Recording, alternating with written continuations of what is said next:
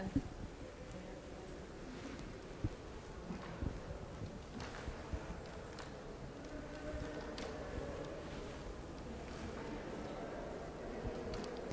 Hola, muy buenas tardes. Nos encontramos desde el Museo del Palacio de Bellas Artes. Hoy, 13 de octubre, celebramos el 53 aniversario luctuoso del pintor jalisciense Roberto Montenegro. Nos acompaña para tal motivo la maestra Andrea García Rodríguez, quien es licenciada en Lengua y Literatura Hispánicas por la Universidad Nacional Autónoma de México y diseñadora gráfica por la Universidad Iberoamericana, maestra en Historia del Arte y candidata a doctora en la misma disciplina por la UNAM.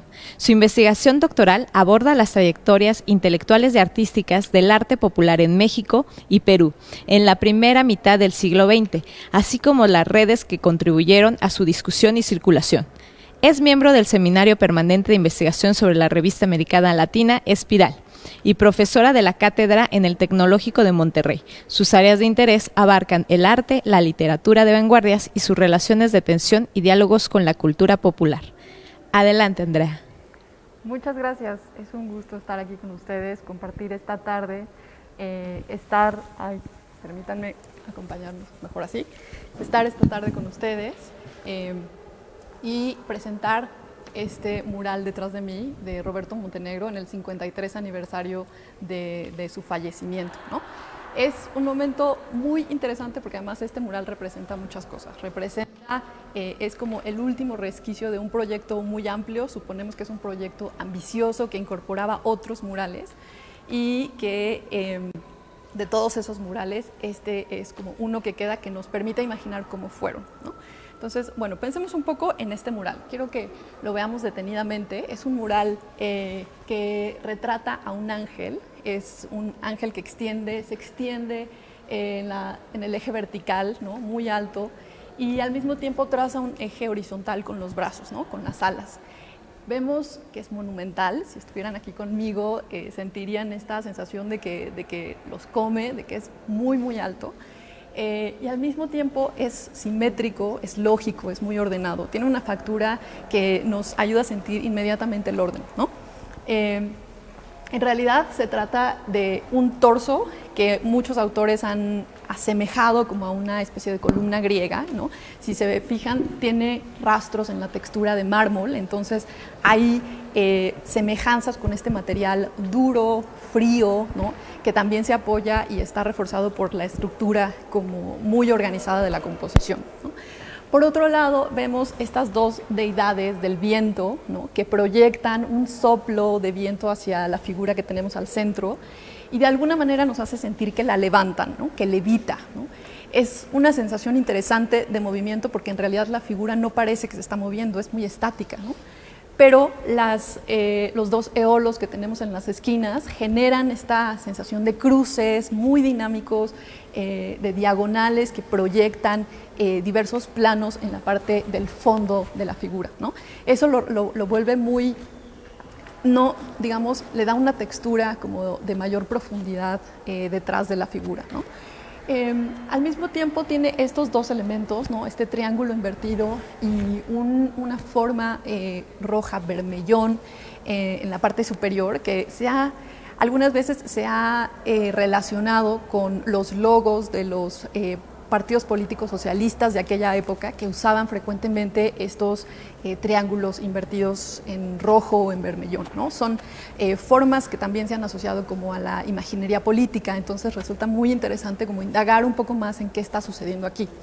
Por supuesto, este mural ya está mucho más asociado al Art Deco, ¿no? No solo por los trazos geométricos y por, digamos, la organización muy estructurada de la composición, sino también porque hay resquicios como del neoclasicismo, ¿no? Y de una vuelta de alguna manera al orden. Entonces resulta muy interesante pensar en el Art Deco. Se ha expuesto en exposiciones justamente de Art Deco, pero finalmente tiene como fuentes con este artista Roberto Montenegro. ¿Y por qué de pronto podemos ver otros murales que son muy distintos, que tienen otro tipo de elementos iconográficos que nos recuerdan mucho más quizá a la cultura mexicana, ¿qué pasa? ¿Qué pasa con esta especie de salto, ¿no? Y la respuesta ahí tiene mucho que ver con cómo se titula nuestra charla de hoy, ¿no?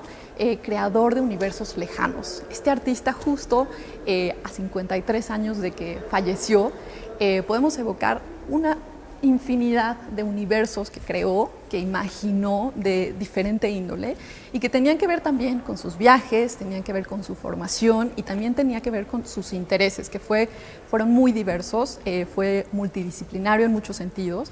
No solo le interesó hacer grabado, le interesó hacer ilustración, le interesó hacer, por supuesto, murales, pero también se metió al mundo del teatro y fue un apasionado de hacer diseños de vestuario para el teatro, ¿no? Entonces, imagínense el mundo de cosas que le interesaba.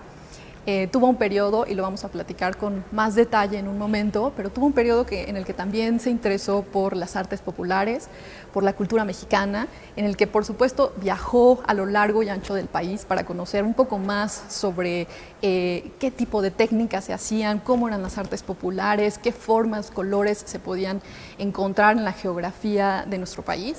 Entonces, esa es como otra beta de este muralista que, si vamos un poco adentrándonos en él, vamos viendo como la diversidad de intereses, la diversidad de cosas que tenía presentes, ¿no? Pero centremos un poco la mirada más en él. Él nació en 1889, en 1887 en Guadalajara, Jalisco.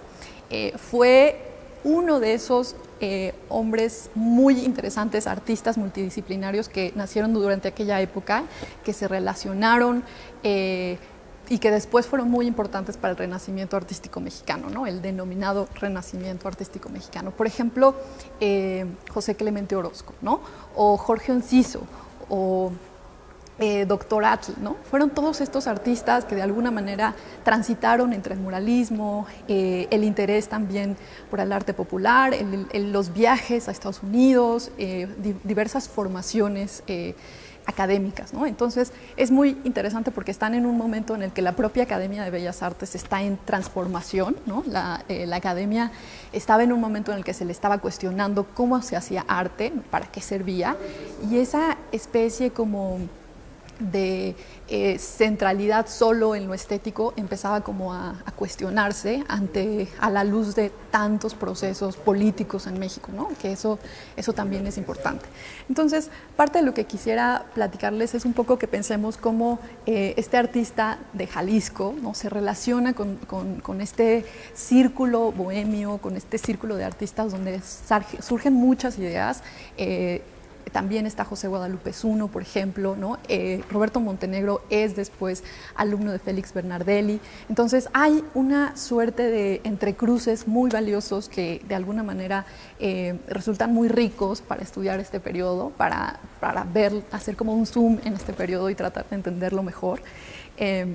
Y bueno, después de pasar 23 años más o menos en Guadalajara, se muda a la Ciudad de México. Recordemos que Roberto Montenegro era primo de Amado Nervo, entonces empieza muy joven a participar con ilustraciones en la revista Moderna, imagínense, ¿no? Empieza como a relacionarse con el círculo de modernistas de México, y que además son apasionados del simbolismo, de los poetas malditos, son poetas que están muy interesados en lo que está pasando en el decadentismo europeo. Entonces, todas estas discusiones, esta cultura como finisecular empieza a permear en Roberto Montenegro, y vamos a ver que en realidad deja una impronta muy fuerte en la pintura incluso posterior, ¿no? Incluso ya ha entrado el siglo XX.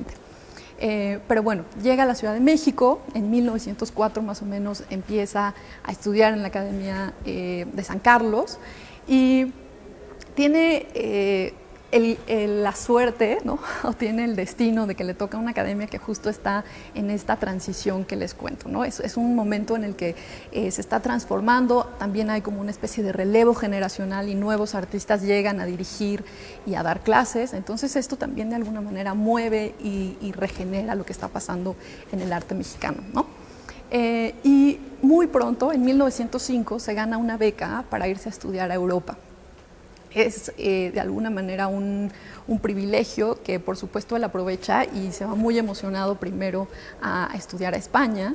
Tiene un sinfín de contactos interesantes donde puede como desarrollar mucho más sus intereses artísticos, y posteriormente regresa, hace un breve regreso a México en 1909, viene un poco, vuelve a Guadalajara, tenía una relación muy cercana con su madre. Lo que hemos visto en las cartas es que Roberto Montenegro le escribía frecuentemente a su mamá, le decía: mamacita linda, estoy por acá, le mandaba postales.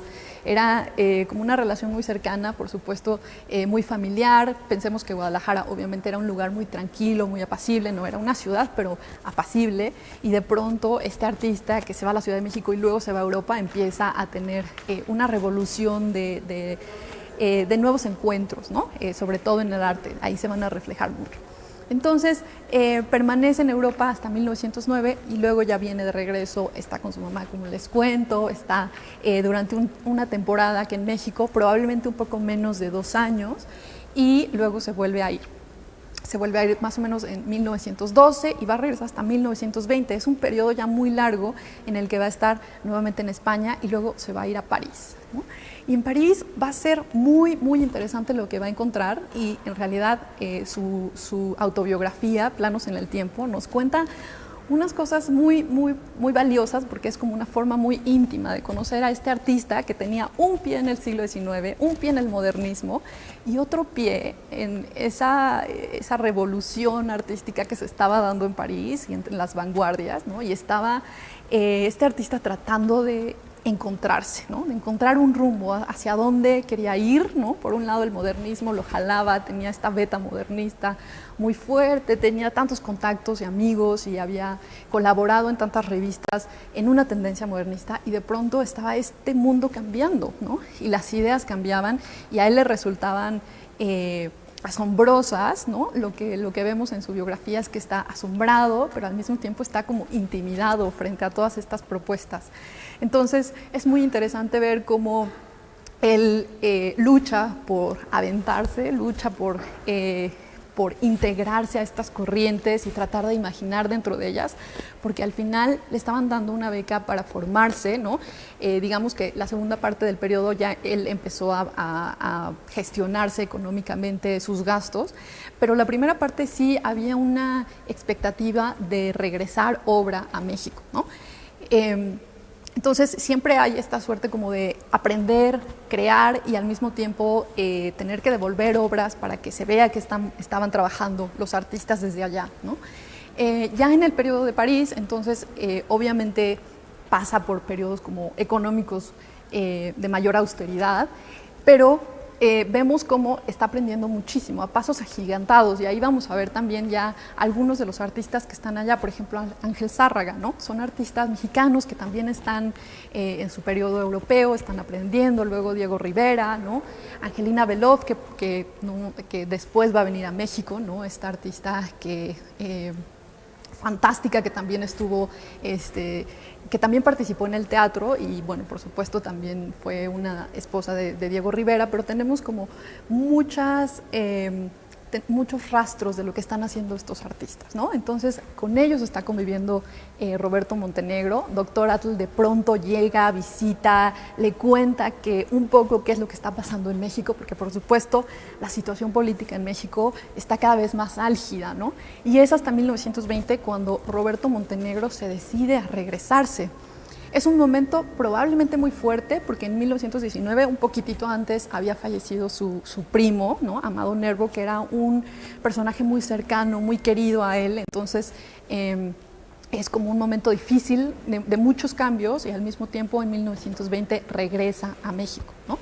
Es interesante porque además, por supuesto, México también está en su propio periodo de cambios, ¿no? México está atravesando, está ya después de una muy cruenta lucha revolucionaria, y está tratando de volver a un sentido como de, pues quizá no orden, pero sí que de estabilidad, un poco de encontrar qué vamos a hacer, cómo vamos a reconstruir este país que ha sido como movido de tantas formas.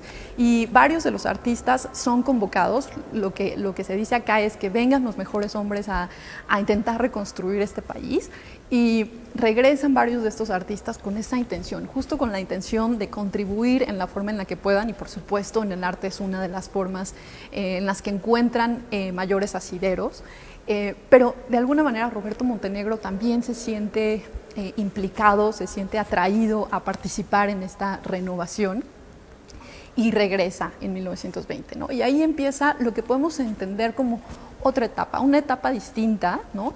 En la que hay muchos cambios, en la que él empieza a introducirse más en un formato mayor, en un formato de grandes dimensiones como es el muralismo.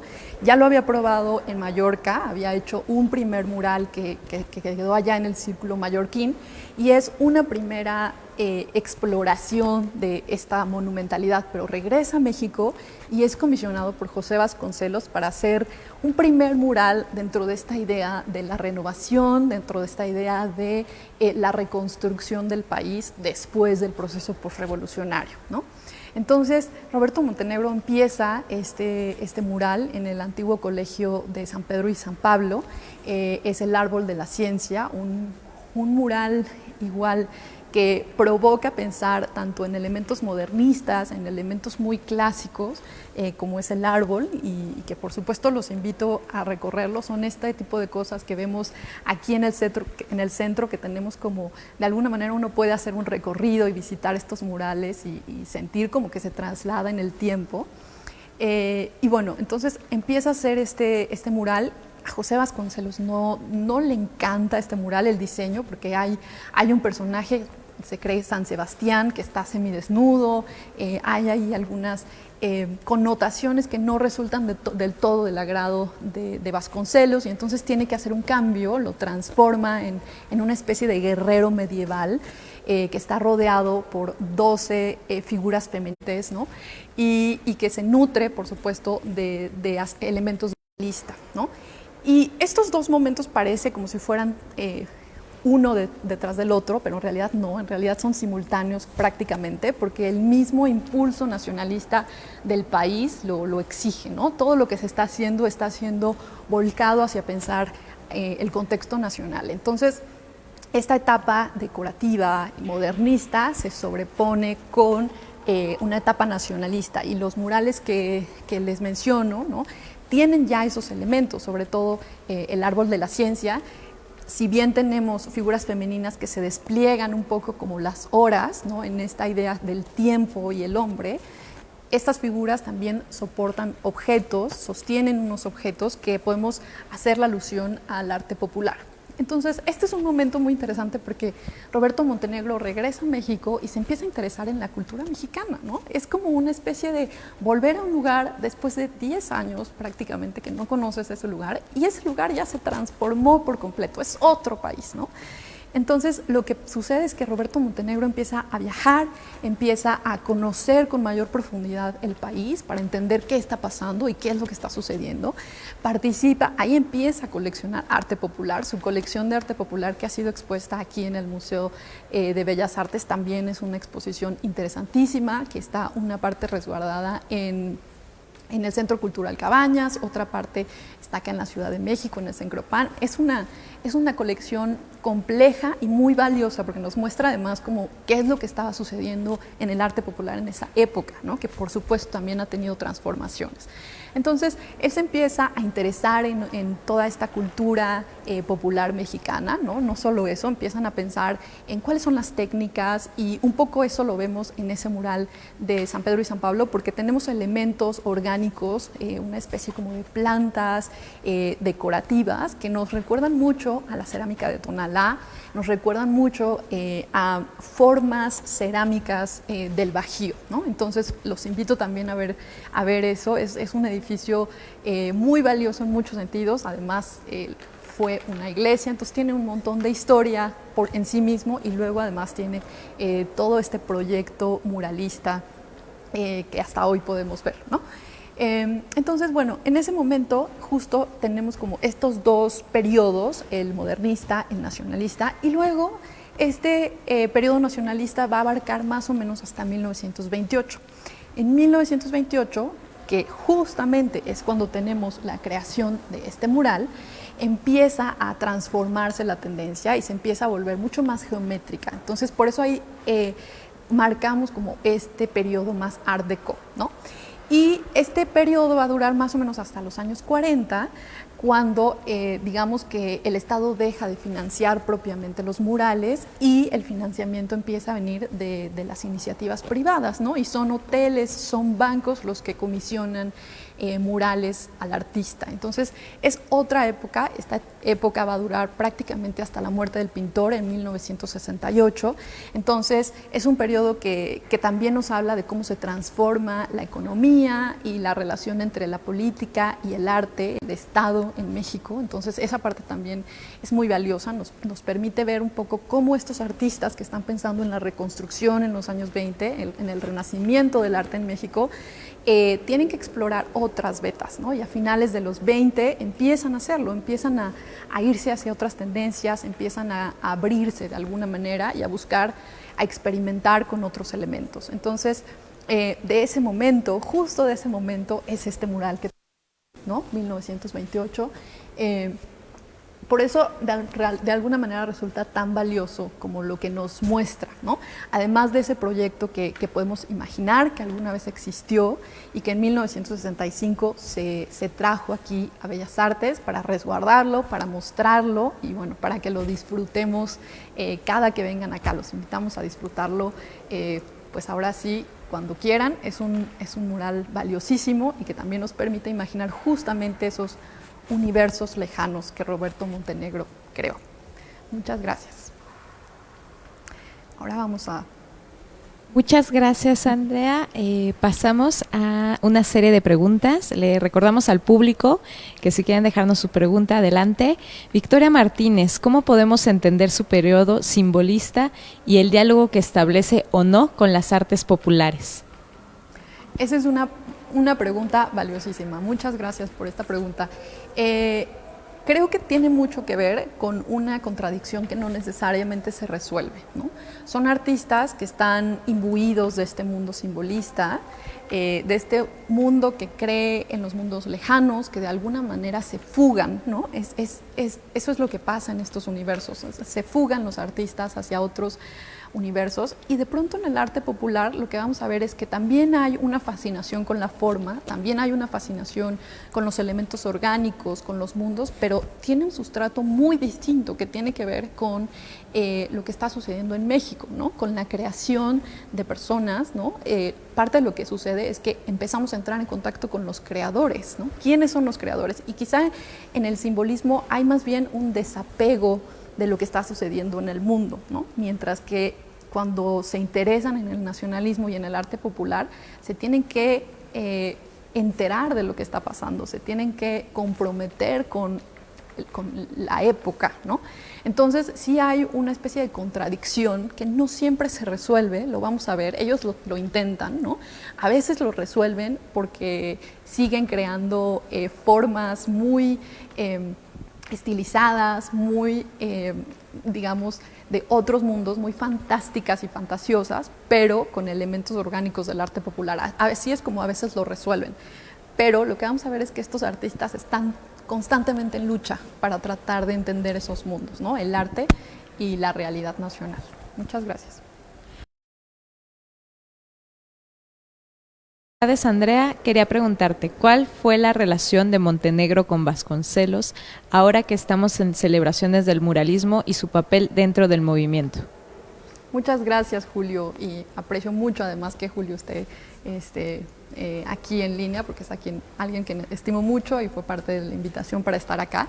Y bueno, Julio, yo creo que Julio le da como al clavo a una pregunta importantísima, ¿no? La relación entre Roberto Montenegro y José Vasconcelos es muy estrecha. En un principio podemos decir que también es de confianza, porque lo que hace Roberto Montenegro es sugerirle una frase de Goethe para poder imaginar qué podría pasar en el primer mural que le comisiona, ¿no? Pensemos que ese nivel de confianza, comisionarle a un artista que acaba de llegar a Europa el primer mural que se va a hacer en el proyecto educativo, ¿no? En el proyecto de renacimiento artístico, pues por supuesto tiene que ver con mucha confianza y tiene que ver con un voto de de pensar en que ese artista puede lograr algo como extraordinario, ¿no? Pero no es la única vez en la que colaboran. Posteriormente, Roberto Montenegro también con Vasconcelos a México a través del país para conocer mejor la cultura mexicana y las artes populares. Entonces es una relación muy cercana. Muchas gracias por la pregunta. La siguiente pregunta es de Radharani Jarana. ¿Se puede separar el mexicanismo de Montenegro de su modernismo? Esa es una pregunta interesante. Yo creo que es un poco como la primera, como que nos sitúa en este lugar como incómodo donde no podemos como encontrar límites tajantes, ¿no? Obviamente el mexicanismo y todo este momento que viene ya con el nacionalismo posrevolucionario está muy interesado como a veces en alejarse un poco del simbolismo, porque justo lo que les decía, ¿no? El simbolismo a veces se desapega de la realidad y lo que intentan los nacionalistas es apegarse y construir una nueva realidad. Entonces, de pronto parecería que son opuestos, pero lo que hacen estos artistas es que justo ellos se formaron con los modernistas, entonces resulta muy difícil separar una cosa de otra, ¿no? Lo que intentan es, como muchas cosas en nuestro país, intentar una especie de armonía entre los dos, en la que muchas veces vamos a ver elementos muy modernistas, figuras femeninas tratadas en una forma modernista, pero en escenarios, en narrativas mucho más nacionalistas. Entonces, no se puede separar propiamente. Yo diría que es una de esas contradicciones que están ahí y en la que sería difícil decir aquí empezó la vanguardia, ¿no? Más bien lo que sucede es que el modernismo se entreteje con la vanguardia y así nos va presentando el trabajo de estos artistas. Muchas gracias por la pregunta. Finalmente, damos los comentarios. Humberto Rauda dice, bravo doctora. Martín Serralde, interesante explicación. Gracias por compartir sus conocimientos. Saludos. Sin más, les agradecemos al público aquí presente, así como a Andrea. Muchas gracias por estar aquí y por esta bella explicación en este aniversario luctuoso de Roberto Montenegro. Bonita tarde. Muchas gracias. Que estén muy bien. Un saludo a todos.